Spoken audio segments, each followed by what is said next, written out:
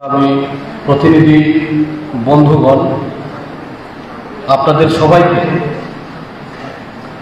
আমি আমাদের সংগঠন গণমুক্তি পরিষদের কেন্দ্রীয় কমিটির পক্ষ থেকে সংগ্রামী অভিনন্দন চবানি হামবায় জানাবো।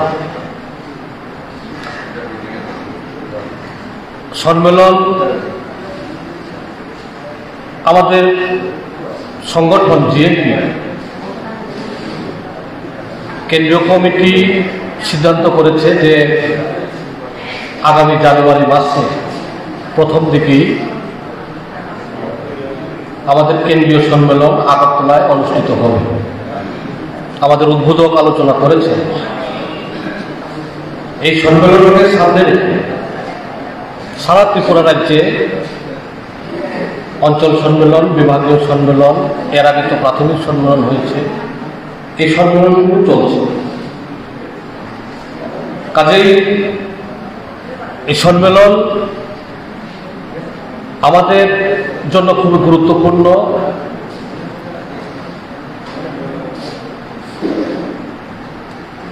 সংগঠন এবং রাজনীতি এই দুটি বিষয় সম্মেলনে সবচেয়ে আলোচনা হয়। বর্তমান পরিস্থিতিতে আমাদের যে লড়াই সংগ্রাম, কেন্দ্রে 2014 পরে নরেন্দ্র মোদীর সরকার, আমাদের ত্রিপুরা রাজ্যে 2018 পরে ত্রিপুরা রাজ্যের বিজেপি, আইপিএফটি এবং পরে ত্রিপুরামথার সরকার, 2021-এ এডিসি নির্বাচনে ত্রিপুরামথার সরকার, এই যে একদিকে দিল্লিতে বিজেপি আর আমাদের ত্রিপুরা রাজ্যে রাজ্য এবং এডিসিতে বিজেপি, আইপিএফটি, ত্রিপুরামথার যে গোপ সরকার চলছে, তাতে আমাদের রাজ্যের মানুষের অভিজ্ঞতা কি? আমাদের রাজ্যের মানুষের অভিজ্ঞতা, আমরা মানুষের সঙ্গে চলি, মানুষের সাথে থাকি, মানুষের সমস্যা নিয়ে কথা বলি, মানুষের সমস্যা নিয়ে আন্দোলন করি, চপা খাই। তাহলে আমরা মানুষের সমস্যা যে বাড়ছে এটা বুঝতে আমরা অসুবিধা হইতেছে না। সমস্যা প্রতিনিয়ত একটার পর একটা বাড়ছে। আমাদের কাছে এখন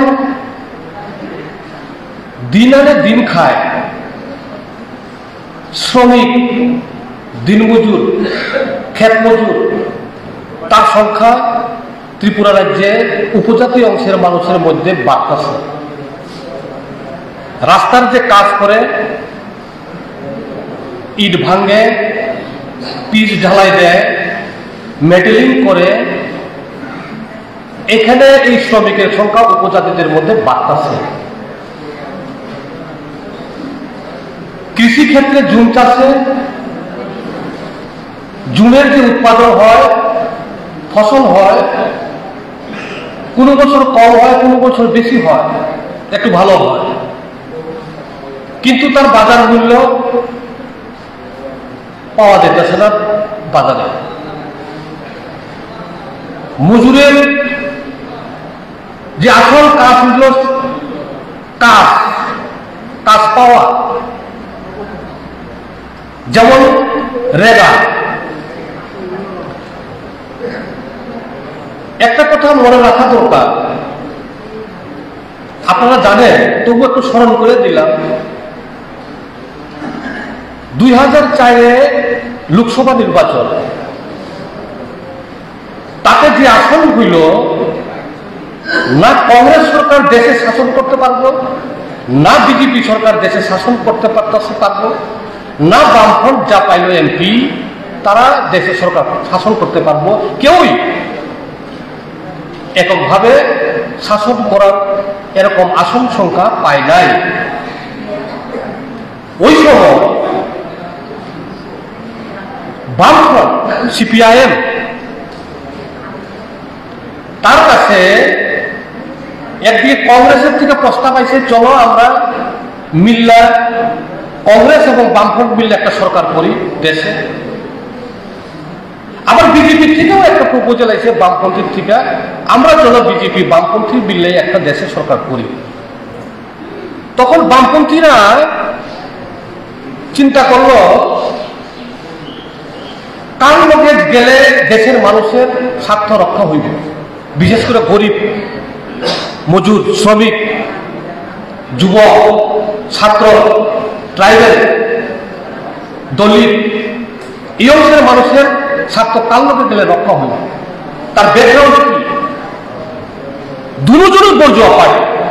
বর্জুয়া মানে বড় লোক, কোম্পানি, বড় বড় কোম্পানির মালিক, কোটিপতি, কারখানার মালিক, ব্যবসা করে, তারা মানুষের শোষণ করে।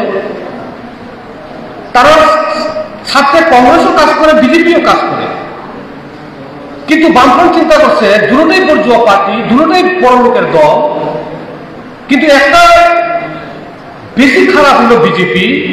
যেহেতু বিজেপি এমন একটা রাষ্ট্র করতে চায়, তারা এখানে দলিত থাকতে পারতো না, এই দেশে তার রেশন কার্ড থাকতো না, ট্রাইবেল আদিবাসী তার রেশন কার্ড থাকতো না, তার ভোটার কার্ড থাকতো, ভোটার আইডি কার্ড থাকতো না, তার চাকমা ভাষা কথা বলার অধিকার থাকতো না, অপরক ভাষায় কথা বলার অধিকার থাকতো না, মগ ভাষায় কথা বলার অধিকার থাকতো না। এরকম একটা সরকার প্রতিষ্ঠা করতে চায় আরএসএস বিজেপি। তাইলে আরএসএস বিজেপি থেকে কংগ্রেস একটু যেহেতু ভালো, এই জিনিসটাতে একটু নরম, তাইলে পরে আপাতত দেশের জনগণের স্বার্থে আমরা কংগ্রেসকে সমর্থন করবো, এই সিদ্ধান্ত নেই। কিন্তু ওই সময় আমাদের পার্টির জেনারেল সেক্রেটারি তপনাস্ত্র প্রকাশ করে, ওই সময় সিদ্ধান্ত হয় যে আমরা কংগ্রেসে যাইব, কিন্তু কংগ্রেসের লোকের সরকার হইব, কিন্তু সোনিয়া গান্ধীরে কওয়া হয়েছে আমাদের কয়েকটা শর্ত আছে, এই শর্ত আপনাদের মানতে হইব। কি শর্ত? এই যদি শর্ত আছে কয়েকটা, এই শর্ত আপনার মানতে হইব। এই শর্ত যদি আপনি মানেন, তাইলে আমরা বাইরের থেকে সমর্থন আপনারা করবো। আপনারা প্রধানমন্ত্রী হন, আপনারা মন্ত্রী হন, আপনারা সরকার চালান, আমাদের মন্ত্রী হওয়ার দরকার নাই, প্রধানমন্ত্রী হওয়ার দরকার নাই। কিন্তু দেশের জনগণের, গরিব মানুষের স্বার্থে কয়েকটা শর্ত আছে, এই শর্ত আপনাদের মানতে হইব। কি শর্ত এটা? এইটা শর্ত হইল শ্রমিক, দিনমজুর, ক্ষেত মজুর, দিন আনে দিন খায়, তার লেখা একটা আইন করতে হইব 365 দিনে 1 বছর। এই 365 দিনের মধ্যে কমসে কম 100 দিনের কাজে যাতে এই গরিবরা পায়, পঞ্চায়েত দিতে বাধ্য হয়, ব্লক দিতে বাধ্য হয়, এডিসি দিতে বাধ্য হয়, এটার লেগে একটা রাইডার খাইদি, আইন খাইদি, আইন করতেই। এর আগে দেশের কোনো আইন নাই, দেশের গরিব মানুষ কাজ পাওয়ার কোনো আইন নাই, বিধি নাই, তৈরি হয়েছে না। 1947 সালে দেশ স্বাধীন হয়েছে, 2004 পর্যন্ত এরকম কোনো আইন নাই। ওই বামফ্রন্ট যদি কইছে তুমি যদি এটা আইন করো, তাইলে আমি তোমার সমর্থন করবো, তুমি প্রধানমন্ত্রী হও, তুমি মন্ত্রীগিরি করো, তুমি গাড়ি ঘোড়া চালাও, কিন্তু এই শর্ত তোমার মানতে হইব। বলেন রাজি কিনা? সোনিয়া গান্ধী তখন দেখছে তারা তো সরকার চালাইবার লেগা, ক্ষমতা আইবার লেগা তারা তো একবারে পাগল, তারা রাজি হয়েছে বাধ্যতামূলক। এর মানে এই না কংগ্রেস অন্তর দিয়া রেগার কাজ চালু করছে। এখন বড় বড় কথা কয় কয়েকজন, অন্তর দিয়ে চালু করেন না, এখানে তো একবারে জওহরলাল নেহরুর আমল থেকে ইন্দিরা গান্ধী, রাজীব গান্ধী, অনেক কংগ্রেসের সরকার চলছে, তখন তো আইন হইল না। কিন্তু এখন বাধ্য হয়েছে ঠেক্কা বৈরাগী বামফ্রন্টের সমর্থন ছাড়া সরকার চালাইতে পারতো না, এই লিগের ঠেক্কা রেগার কাজ চালু হয়েছে। রেগার কাজ চালু করতে বিজেপিকে ভালোবাসে এমন না, তখন বিজেপি দেশের মধ্যে বিরোধী দল, কিন্তু বিজেপি এটার বিরোধিতা করছে। রেগার কাজ চালু না হইলে ভালো বিজেপি, কারণ হে বড় লোকের দল। এই রেগার কাজ চালু হইল ভারতবর্ষের মধ্যে যেখানে যেখানে বামফ্রন্ট সরকার রাজ্যে আছে, এই রাজ্যে প্রচুর পরিমাণে কাজ দেবার লেগে কার্যক্রম হইল। আমাদের রাজ্যে তখন বামফ্রন্ট সরকার 100 দিনের কাজ, ভিলেজ কমিটিতে তো 150 দিন, 160 দিনের কাজ হইতো 365 দিনে। একদিকে এডিসির টাকা, একদিকে রাজ্য সরকারের টাকা, দুটোটা মিল্লা 160 দিনের কাজ হইত। আর গ্রাম পঞ্চায়েতে ব্লকের মধ্য দিয়ে আরডি ডিপার্টমেন্ট থেকে এখানে 100 দিন, 99 দিন, 98 দিন, কোনো কোনো জায়গায় 102 দিন এরকম কাম হইত। 2014 পরে রেগার কাজের বরাদ্দ বাজেটে প্রতি বছর নরেন্দ্র মোদী কমাইতেছে, নরেন্দ্র মোদী দেশের প্রধানমন্ত্রী হওয়ার পর। কেন? এ চায় না গরিব মানুষের হাতে টাকা যাক, এ চায় না গরিব মানুষ রোজগার করুক, এ চায় না গরিব মানুষের কাছে শিক্ষা পৌঁছা, এ চায় না গরিব মানুষ কাজ পাক।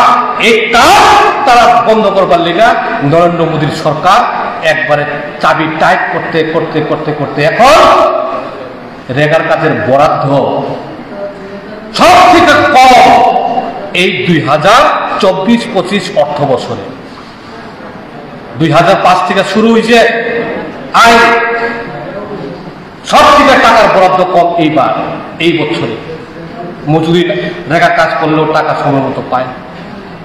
তাহলে এটা আমাদের বুঝতে হইব যে আরএসএস বিজেপির সরকার গরিব মানুষ কাজ পাক, গরিব মানুষের কাছে অর্থ আসুক, এটা তারা চায় না।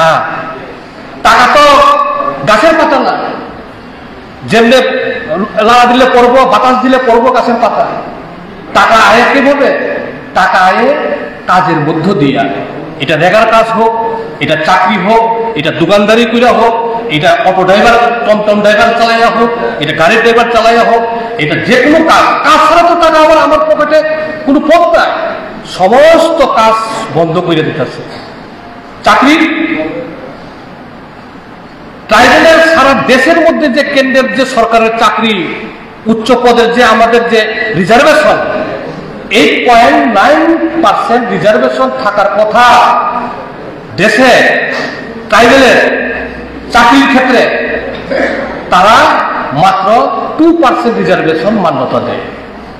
100 জনের মধ্যে 2 জন চাকরি দেয়। অথচ আমাদের দেশে ভারতবর্ষে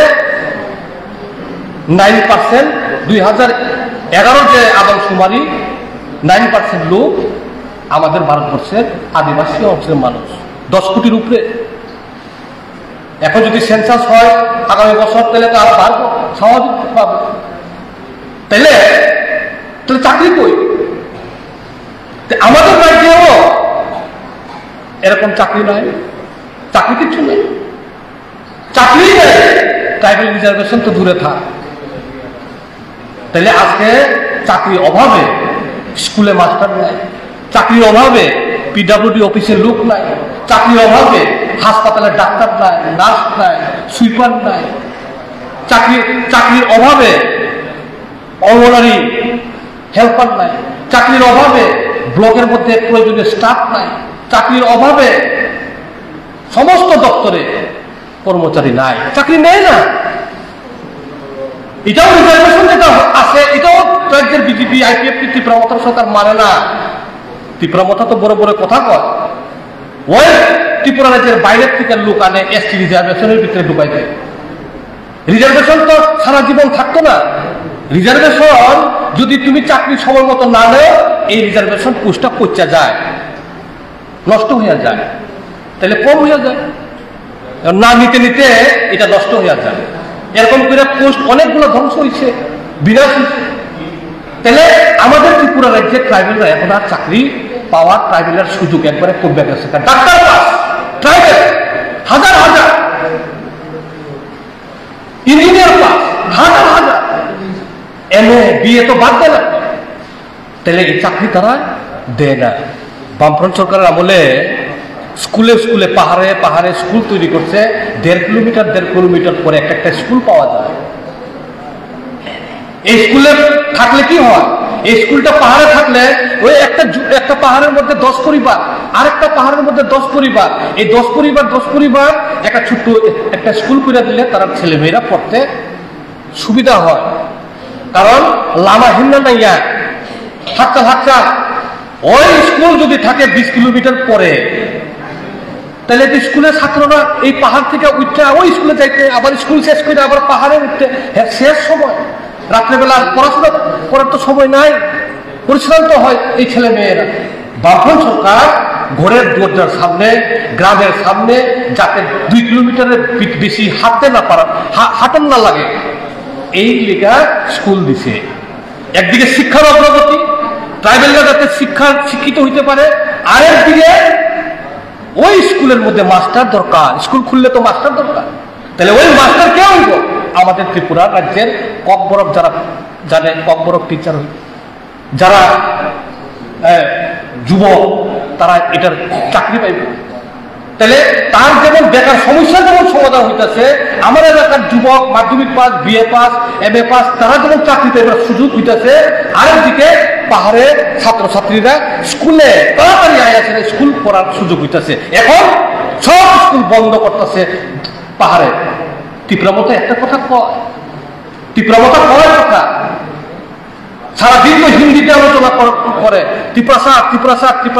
अरे त्रिपुरा का इलाका में भी स्कूल बंद हो गया तो एडीसी का सरकार तुम क्या करते हो? स्कूल तो बंद कर दिया ना बीजेपी सरकार ने, तो त्रिपुरा में तुम क्या करते हो? কিছু জবাব নাই। স্কুল বন্ধ হইতেছে, রেগার কাজ করতেছে, ত্রিপুরা क्यों नहीं बोलते? মুখে কুলু। আরেকটা যে শর্ত দিছে, এটা খুব ইম্পর্টেন্ট। এই ইম্পর্টেন্ট হইল পাট্টা। তখন আমাদের বামপন্থীরা কংগ্রেসকে কইছে আরেকটা শর্ত, প্রধান শর্ত আমাদের আছে। কি শর্ত? এই যে পাহাড়ে 10 কোটি পরিবার ভারতবর্ষের মধ্যে, তারা বেশিরভাগ পাহাড়েই থাকে, জুম চাষ করে, হাজার বছর ধরে এই পাহাড়ে জুম চাষ করে, কিন্তু এই পাহাড়টা তার নামে নাই পর্চা। বুঝি না, আমরা জুম চাষ করি পাহাড়ে বছর বছর, আমার বাবা করছে, আমার দাদু করছে, আমার দাদুর দাদু করতেছে, কিন্তু খুতরুক বিসিংহ, ত্রাং বিসিংহ, বাস্কুর মধ্যে এই যে হাপুন, এই যে হাতায়, এই যে টিলাভূমি যে জুম করতেছি, এটা আমার নামে নাই পর্চা। SDO অফিসে আমার নামে এই পর্চা নাই, তহসিলে গেলেও আমার নামে এই পর্চা নাই। তাহলে বামফ্রন্ট কইছে কংগ্রেসে ওই সময়, তুমি একটা কাজ করতে হইব, এই আদিবাসীরা যে জুম আছে চাষ করতেছে এই পাহাড়ে, তারার নামে পাট্টা দিয়া আইনগতভাবে তারার নামে জমি দিতে হইব, পর্চা লেখা দিতে হইব। এটার লেগে একটা আইন তৈরি করো। এই আইনের নাম কি? Forest right act. এটা ইংরেজিতে কয়, মানে বাংলায় বনের অধিকার। তার অধিকার, ত্রিপুরার অধিকার, আদিবাসীর অধিকার, ট্রাইবেলের অধিকার, বনের অধিকার, এটা আইন করছে। এই আইনের ফলে সারা ভারতবর্ষের, বিশেষ করে যেখানে যেখানে বামফ্রন্ট সরকার, এই বামফ্রন্ট সরকারের রাজ্যগুলোতে পাট্টা হয়েছে। আমাদের ত্রিপুরা রাজ্যে তখন বামফ্রন্ট সরকার 1,35,000 পরিবারে পাট্টা দিয়েছে। আরো পাট্টা দেবার লেগে 2018-তে যখন যদি আমরা আইতাম আরো পাট্টা দিত। হয়তো এখানে রানারা আছে, চিফ এক্সিকিউটিভ তখন মেম্বার, আমাদের কইতে গেলে এডিসির মুখ্যমন্ত্রী, তারা পাট্টা দিচ্ছে, লিস্ট করছে, আরো দেওয়ার লেগে প্রতিশ্রুতি, ফাইল চলছে, আরো দিব, কিন্তু 2018-তে নাই।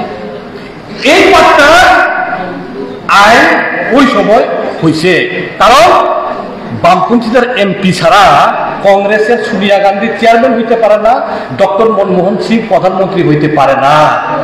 ওই লিগে বাধ্যতামূলক কংগ্রেস সরকার আইন করতে বাধ্য হয়েছে ফরেস্ট রাইট অ্যাক্ট।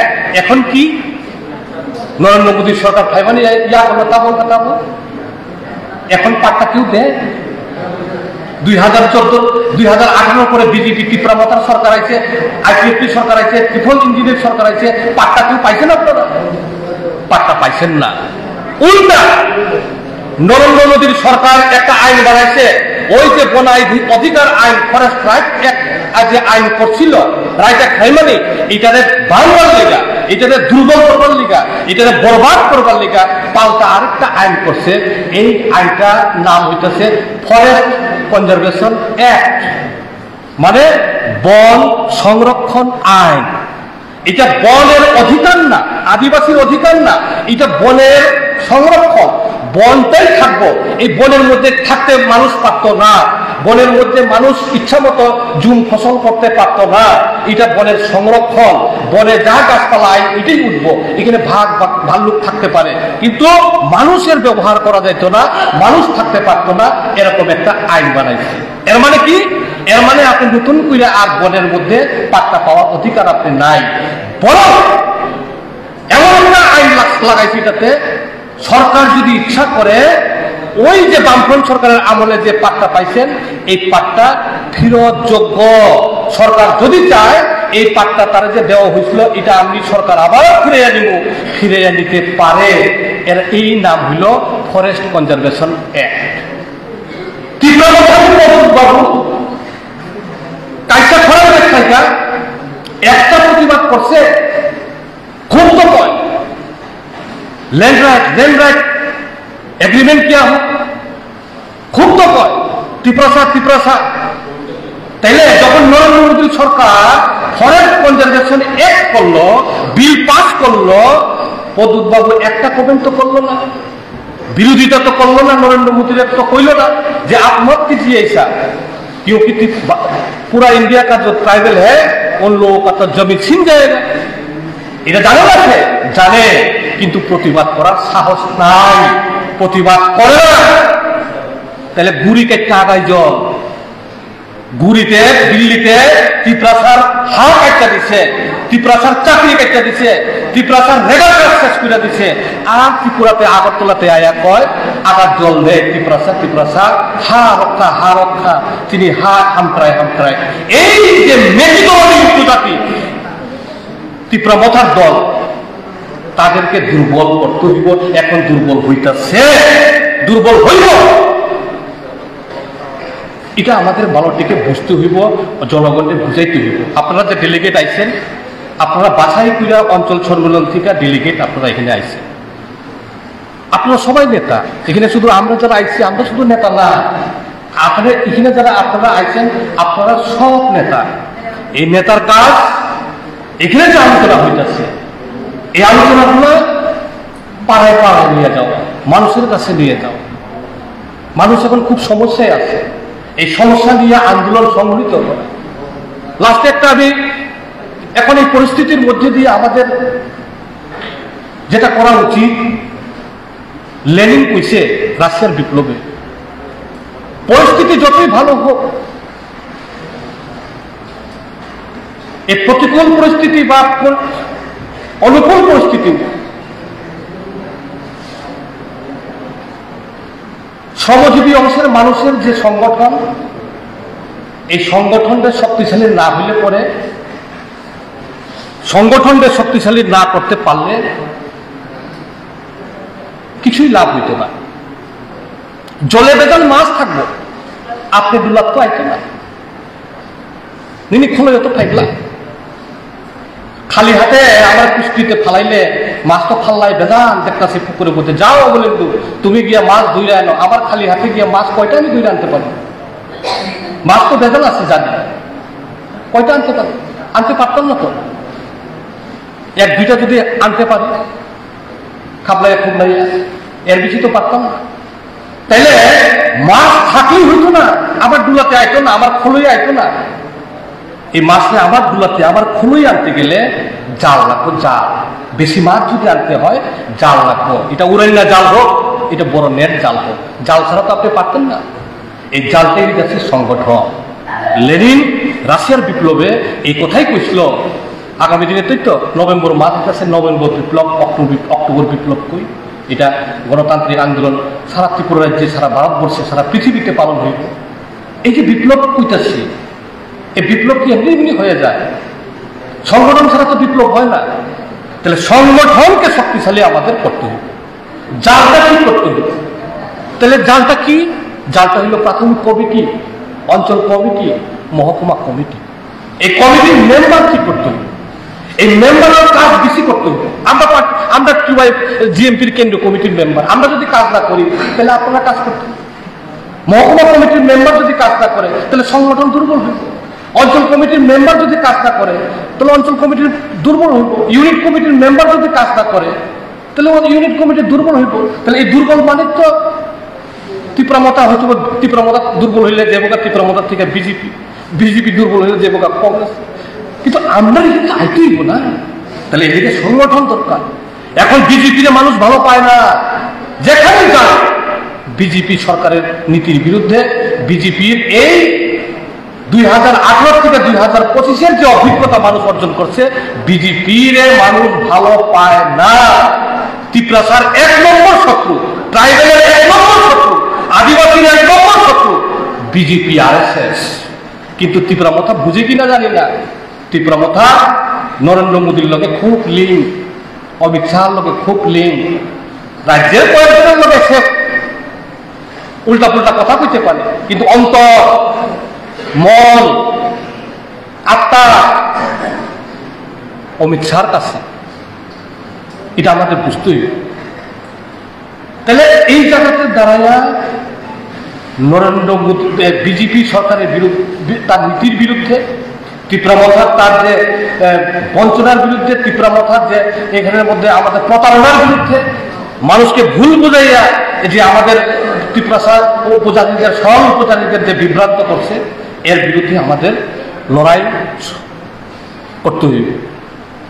তার লেগে তো সম্পাদক মন্ডলীর মিটিং প্রতি মাসে একবার বইতে হইবে, মহকুমা কমিটির মিটিং প্রতি 2 মাসে অন্তর বইতে হইবে, অঞ্চল কমিটির মিটিং প্রতি মাসে আমাদের বইতে হইবে, প্রাথমিক কমিটির মিটিং প্রতি মাসে আমাদের বইতে হইবে।